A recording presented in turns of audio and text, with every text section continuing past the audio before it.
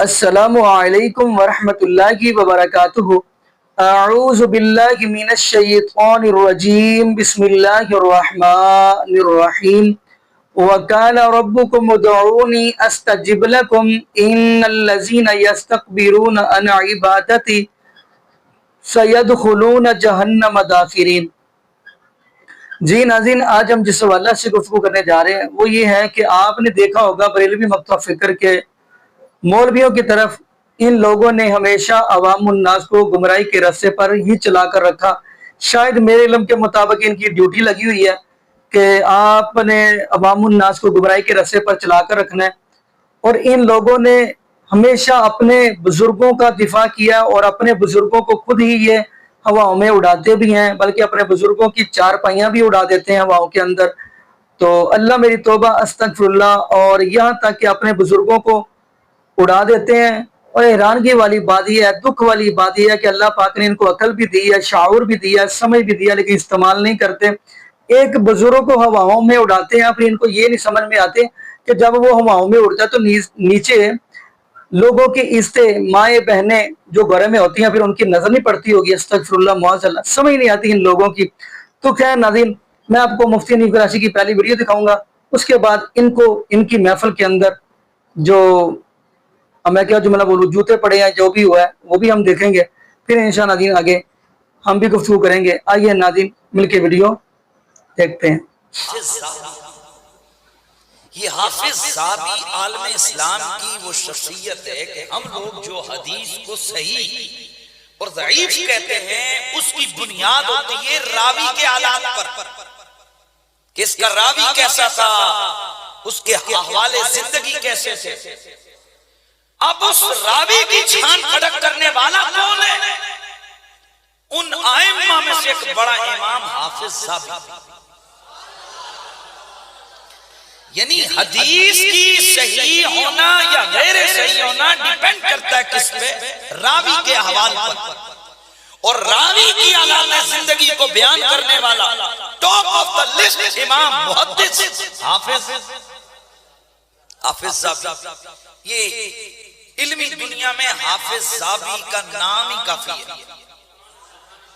ابن جوزی کا نام ہی کافی ہے، ابن خلقان کا نام ہی کافی ہے، ابن تیمیہ کا نام ہی کافی ہے۔ یعنی علمی دنیا کے اندر جو حدیث کے ساتھ بالخصوص شغف رکھنے والے لوگ ان کو پتا ہے کہ یہ کون لوگ ہیں، ان کی وجاہت علمی اور ان کے اقدار کیا ہے اسلامی تاریخ کے اندر، اور حدیث کے فن میں ان کی کتنی بڑی خدمات ہیں اور کیا نام ہے ان کا۔ وہ کہ ابن تیمیہ صاحب نے کچھ ایسے تفردات ان سے صادر ہوئے جس کی وجہ سے وہ متنازع شخصیت بن گئے، لیکن حافظ ذابی اور اس طرح کی جو شخصیات ہیں، ابن جوزی جیسی ہستیاں آج بھی دنیا علم کے یہ بے تاج بادشاہ نظر آتے ہیں۔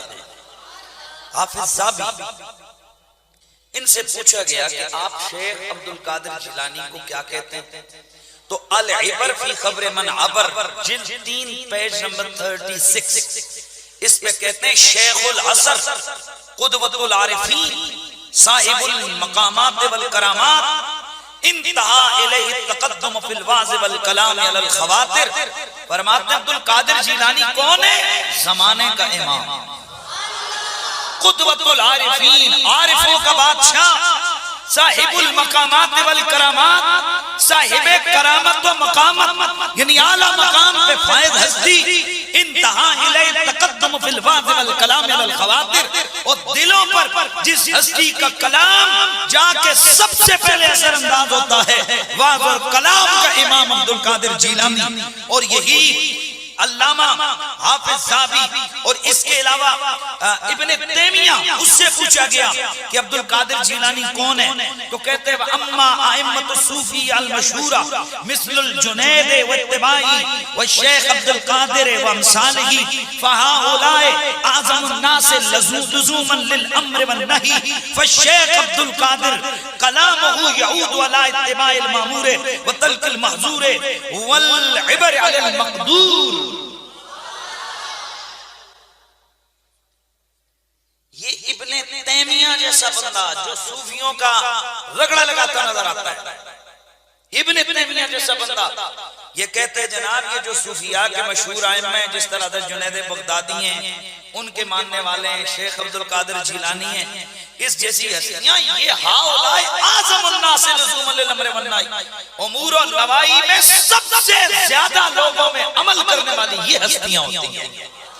وہ شیخ عبد القادر جیلانی، اللہ اکبر، ان کا کلام ترک محظور پر، صبر مقدور پر اور اتباع معمور پر، ان کے کلام کو جو اللہ تعالیٰ نے اثر عطا کیا تھا وہ کسی اور کے پاس نہیں ہے۔ اور دوسری جگہ حافظ ابو بکر عبد الغنی الاندلسی اور اسی طرح حضرت حافظ ذہبی لکھتے ہیں شیخ العالم الزاہد الامام العارف القدوہ الشیخ شیخ العالم والاسلام علم الاولیاء، یہ اتنے القاب دیے کس کو؟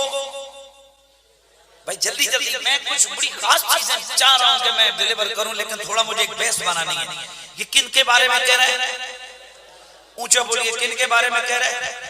شیخ عبد القادر جیلانی اور شیخ قطبہ ابی سعید قیلوی رحمہ اللہ تعالی، وہ فرماتے ہیں کہ میں نے اپنی نگاہ باطن سے چند انبیاء اور نبی پاک کو بارہا غوث اعظم کی مجلس میں تشریف فرما دیکھا۔ میں یہاں جملہ معترضہ کے طور پہ میرے سیدی اعلیٰ حضرت نے اپنے کلام میں لکھا تھا کہ غوث اعظم آپ کی مجلس میں انبیاء آتے ہیں، یہ آپ کا مقام ہے۔ اس پر حضرت امام اہل سنت کے جو مخالفین تھے انہوں نے کہا دیکھو جی، امام احمد رضا نے حضرت شیخ عبد القادر جیلانی کو نبیوں سے بھی اوپر بڑھا دیا کہ یہ کہتے ہیں کہ آپ کی وہ شان ہے کہ نبی آپ کی مجلس میں آتے ہیں۔ توبہ توبہ توبہ، وہ جی امتی نبی کی مجلس میں جاتا ہے یا نبی امتی کی مجلس میں آتے ہیں؟ بات انداز بات بدل دیتا ہے فراز، وگرنہ کوئی بات نہیں ہے، انداز ہوتا ہے بات کرنے کا۔ یہ وہی بات ہے جو امام احمد رضا نے گھر سے نہیں کی ہے۔ زبدۃ الاسرار کے اندر شیخ محقق محدث دہلوی نے لکھا ہے، بہجت الاسرار میں موجود ہے، قلائد الجواہر میں موجود ہے، سفینۃ الاولیاء میں موجود ہے، تحفہ قادریہ میں موجود ہے کہ میرے سیدی غوث الثقلین کی مجلس میں انبیاء کی روحیں آتی تھی۔ حضرت شیخ ابو سعید قیلوی فرماتے ہیں میں نے نگاہ باطن سے بارہا مشاہدہ کیا کہ نبیوں کی روحیں حضرت شیخ عبد القادر جیلانی کی مجلس پاک میں تشریف فرما ہیں۔ لیکن یہ اگلا جملہ یہ بد باطن کھا جاتے ہیں، اصل مسئلہ یہ واضح کرتا ہے، فرماتے ہیں جس طرح آقا غلام کو شرف بخشتے ہیں اس طرح انبیاء کرام کی ارواح آسمان اور زمین کی وسعتوں میں سیر فرماتی ہیں۔ میں نے دیکھا ہے فرشتے گروہ در گروہ عبد القادر جیلانی کی مجلس میں حاضر ہوتے ہیں اور رجال الغیب بھی آپ کی مجلس میں آتے ہیں۔ اس کا مطلب یہ ہے کہ جو باطن لوگوں نے، گندے لوگوں نے امام احمد رضا کے کلام کا موقف اور ان کا مطلب لیا ہے وہ نہیں ہے۔ کہنے کا یہ مطلب ہے کہ ہم جائیں یا ولی جائیں عبد القادر جیلانی کی مجلس میں، وہ فیض پانے جاتے ہیں اور اللہ کے نبیوں کی روحیں آئیں وہ فیض لٹانے آتے ہیں۔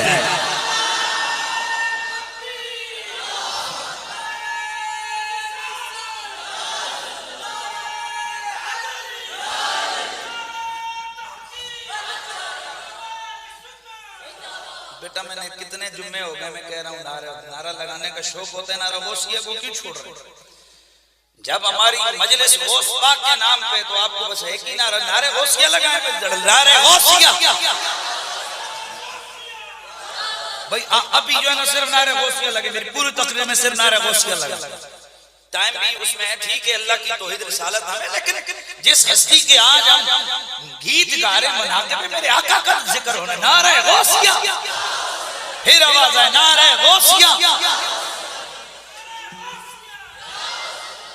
اچھا تو میں عرض کر رہا ہوں کہ یہ ہے شان شیخ عبد القادر جیلانی کی، انبیاء کی ارواح آپ کی مجلس میں آتی۔ جو گندے لوگوں نے مطلب لیا وہ نہیں کہ وہ ان سے فیض پانے آتے، نہ صاحب نہ، نبی दाता साहब के कदमों में हाजिरी का शर्फ नसीब किया है और दाता साहब की चौखट पर अल्लाह ने हमें हाजिरी का शर्फ हासिल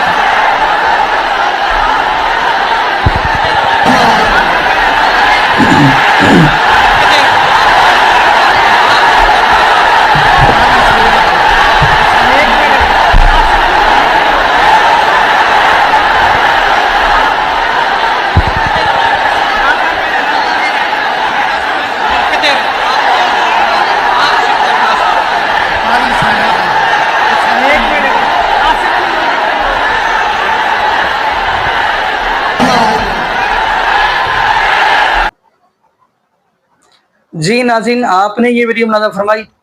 नाज़रीन, मैंने शुरू में रब्बुल आलमीन के कुरान की एक आयत पढ़ी, वक़ाल रब्बुकुम उदऊनी अस्तजिब लकुम। अल्लाह रब्बुल आलमीन फरमाते हैं, वक़ाल रब्बुकुम उदऊनी अस्तजिब लकुम, आप दुआ करें मैं आपकी दुआ को कबूल करूंगा। कुरान पाक का दूसरा मुकाम फरमाया, व इज़ा सअलका इबादी अन्नी फ़इन्नी करीब। अल्लाह रब्बुल आलमीन फरमाते हैं, जब मेरा बंदा सवाल करता है मैं उसके बिल्कुल करीब होता हूँ। नाज़रीन, ये दोनों आयतें सुनाने का मकसद ये है कि जब बंदे के ऊपर मुश्किल आ जाए, परेशानी आ जाए, दुख आ जाए, मुसीबत आ जाए, तो हमारा हक बनता है कि हम अल्लाह रब्बुल आलमीन की ज़ात का ही दरवाज़ा खड़काएं, क्योंकि अंबिया अलैहिस्सलाम ने हमेशा मुश्किल वक्त के अंदर अल्लाह रब्बुल आलमीन की ज़ात का ही दरवाज़ा खड़काया है। तो हमारा भी यही हक बनता है।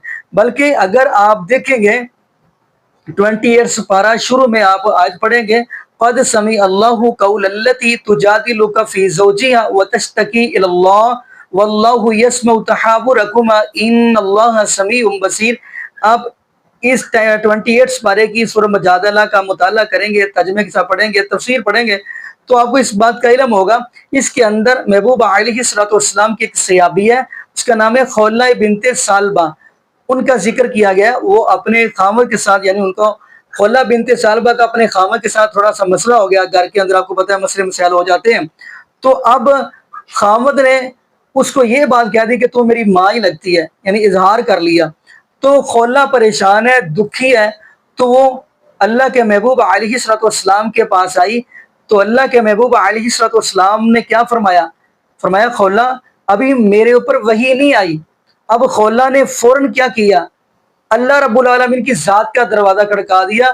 तो इसलिए तो कुरान कह रहा है, क़द समी अल्लाहु कौलल्लती तुजादिलुका फी ज़ौजिहा व तश्तकी इलल्लाह वल्लाहु यस्मउ तहावुरकुमा इन्नल्लाह समीउन बसीर। यानी खौला ने भी अब दरवाज़ा खड़काया है तो अल्लाह रब्बुल आलमीन की ज़ात का खड़काया।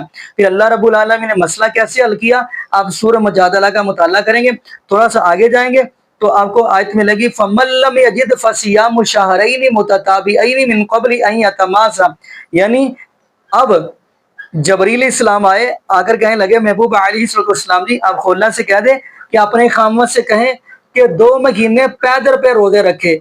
तो खौला कहने लगी, महबूब अलैहिस्सलाम जी, जब तक मेरा खामद 3 टाइम का खाना ना खा ले उसको अच्छे से नजर नहीं आता। अगली बात फरमाया, फिर अपने खामद से कह दो कि गुलाम आजाद करे। तो कहने लगी, इतनी भी ताकत नहीं है। फरमाया, फिर ऐसा करें, अपने खामद से जाकर कह दें सित्तीना मिस्कीना, फिर आप 60 मिस्कीनों को खाना खिलाएं। तो खौला कहने लगी, अल्लाह के महबूब अलैहिस्सलाम जी, इतनी भी ताकत नहीं है। तो अल्लाह के महबूब अलैहिस्सलाम के पास खजूरों का एक टोकरा आया। तो महबूब अलैहिस्सलाम फरमाने लगे, खौला ये ले जाओ और ये 60 मिस्कीनों को खिलाओ और आप दोनों जिंदगी सुकून से गुजारो। नाज़रीन, इससे ये पता चलता है कि खौला ने भी अब दरवाज़ा खड़काया तो अल्लाह रब्बुल आलमीन की ज़ात का खड़काया। लेकिन यही बात पहले मक्तबा फ़िक्र के मौलवियों को नहीं समझ आती। हम कहते हैं जब मुश्किल आ जाए रब्बुल आलमीन का दरवाज़ा खड़काएं, ये कहते नहीं, हम सबसे पहले जाके अपनी कब्रों, दरबारों, मज़ारों के ऊपर लोटियाँ डालेंगे, भंगड़े डालेंगे और उनकी मिट्टी खाएंगे और उनका क्या कहूँ पानी पियेंगे, फिर हमारे मसले हल होते हैं। अल्लाह मेरी तौबा, अस्तगफिरुल्लाह, ये लोग ये सोचते हैं। बाकी नाज़रीन, यहाँ पे हम दुआ करते हैं अल्लाह पाक हमें अकीदत तौहीद नसीब फरमाए और अल्लाह पाक हमें महबूब अलैहिस्सलाम की शरीयत के मुताबिक ज़िंदगी गुजारने तौफीक दे और अल्लाह पाक हमें 5 वक्त का पक्का सच्चा नमाज़ी बनाए और जितने भी बे औलाद जोड़े हैं अल्लाह पाक सबको नेक नूरीना, सेहत, तंदुरुस्ती वाली, ईमान वाली, लंबी ज़िंदगी वाली औलाद अता फरमा दे। जज़ाकुमुल्लाहु खैरा, अहसन जज़ा। अस्सलामु अलैकुम व रहमतुल्लाहि व बरकातुहू।